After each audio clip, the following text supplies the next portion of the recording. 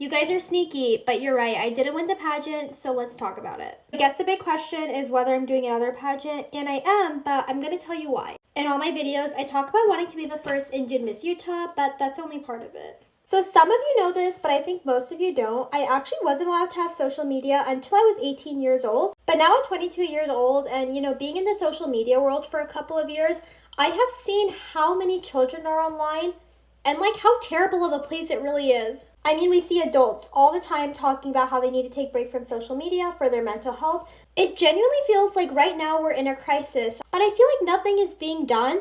And as a 22-year-old who's in the social media world, that terrifies me. I mean, some of these growing pains are expected. We're at a huge technology revolution, but also I think it's disappointing that there hasn't really been any legislation or, any new curriculum in the schools to talk about the myriad of new issues that children are dealing with. In my state, Utah, we actually do have a digital citizenship curriculum, but a lot of the topics are covered. I feel like they're a little bit outdated and it kind of needs a modern perspective.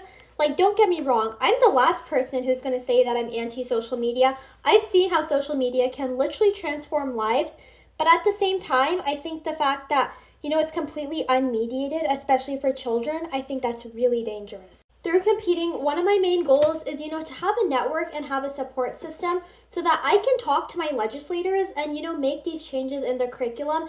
I feel like a lot of times when you're having adults talking about the internet, they're just either, a little bit ignorant or they're just not educated on the current trends. And I feel like who better to understand and convey these issues than someone like me who's literally in the digital world 24/7. I feel like I've had a hard time with my CSI. I mean, a lot of girls are, able to do workshops, post about things on social media.